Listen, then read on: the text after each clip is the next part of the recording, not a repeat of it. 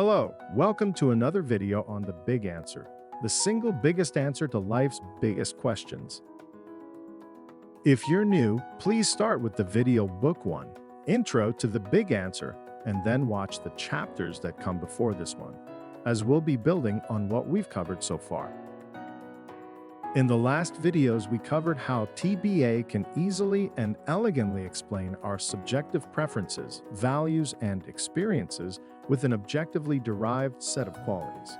In this video, we're going to look at how TBA can be used for anyone and in any context. Let's recap some of TBA's claims. First, the 7 qualities are necessary for existence. In this way, at least the first 4, order, complexity, stability, and distinctiveness, can act as a definition of existence because they are the criteria something needs to meet to be able to be said to exist. These 4 apply to all inanimate objects. Living things and systems of living things need all 7 qualities to exist.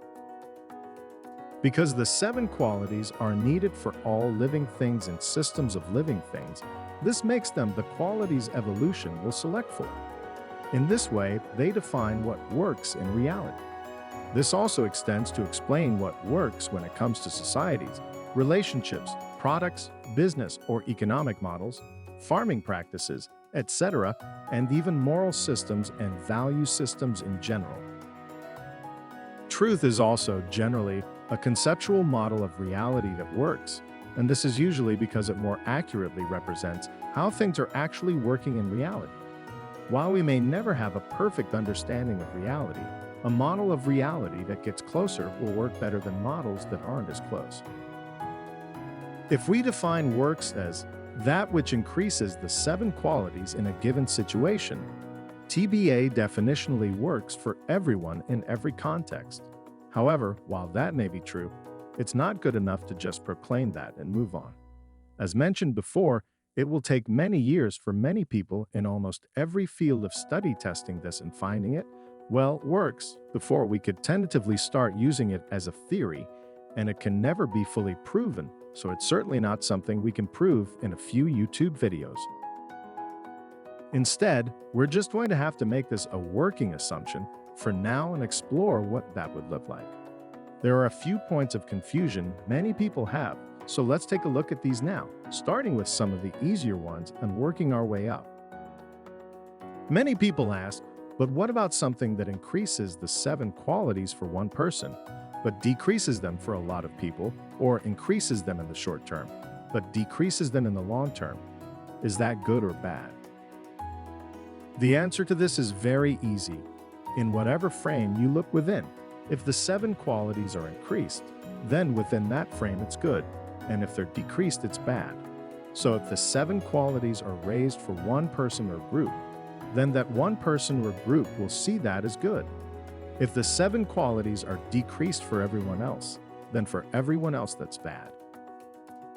If something causes the 7 qualities to be increased in the short term, but decreased in the long term, then in the short term it's good and in the long term it's bad.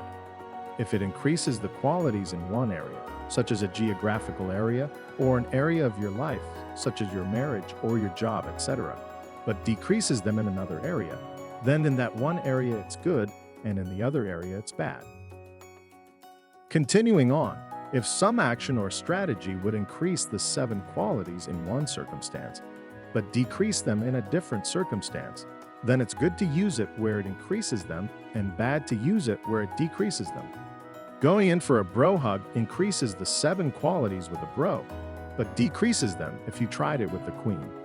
Or if your bro was in the middle of performing brain surgery, or was on fire, or was performing brain surgery on the queen while on fire.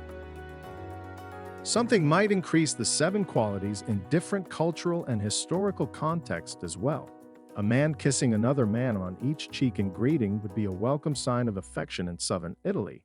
But if a rural farmer in Louisiana tried to kiss his buddy on the cheek at the local bar, well, it probably wouldn't lead to the 7 qualities being increased. Historically, it hasn't been the case that a single, financially independent woman would be seen as a positive thing that is socially rewarded. That's only been a relatively recent development. So TBA explains that something can be good or bad in a particular context without that thing being inherently good or bad in general. Of course, on the largest scale possible, if the sum total of the 7 qualities, looking at how it affects all things in every area for all time, is increased or decreased, then that's overall good or bad. This would be the ultimate application of TBA. But it's important to remember that no strategy or action is inherently good or bad. It all depends entirely on whether it increases or decreases the 7 qualities when and where it's used. Also, while we're mostly focused on people, keep in mind this works for any living thing or system of living things in any situation as well. A worm, a bacteria, a crab, a tree, a koala, etc.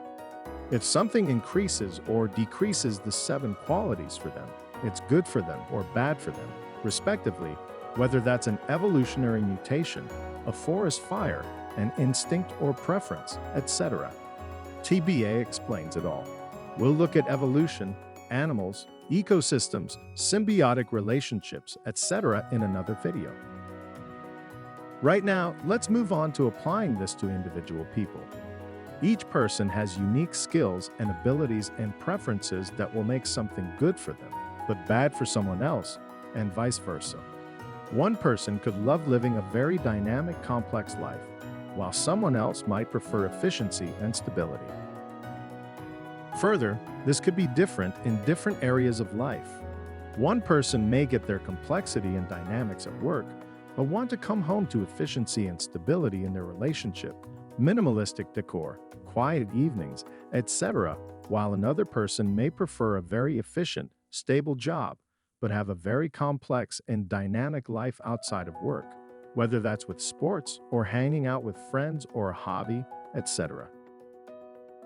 If you're wondering why someone might be drawn to situations that inherently lack the 7 qualities, such as a kindergarten classroom or a war zone, it is usually because they feel they have the missing qualities, such as stability and order, in abundance, and can impart those qualities on the situation. At least someone good for the job will. Someone who lacks stability and order and thinks being given a position of authority or a gun will give them those qualities will sap these qualities from the situation rather than increasing them, making them bad for the job. That idea that people who lack certain qualities inherently try to get them externally extends beyond jobs and also explains why some people are drawn to people or situations or styles of government that make up for their weakness in those areas. Someone who lacks an internal sense of stability and order and therefore can't tolerate a lack of these externally might not only be attracted to more stable, predictable, highly regulated jobs, but they may also be more likely to be drawn to stronger, authoritarian figures, stricter religious sects, or authoritarian governments, for example.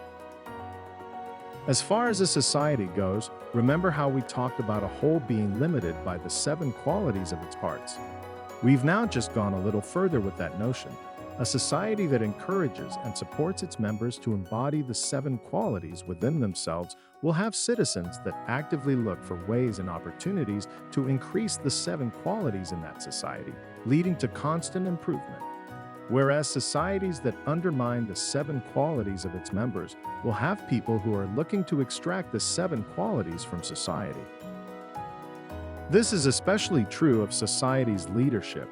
The most corrupt leaders are generally found, as a trend, in countries with less opportunity, education, and social support, while more benevolent leaders tend to be found in societies that support their citizens in these ways.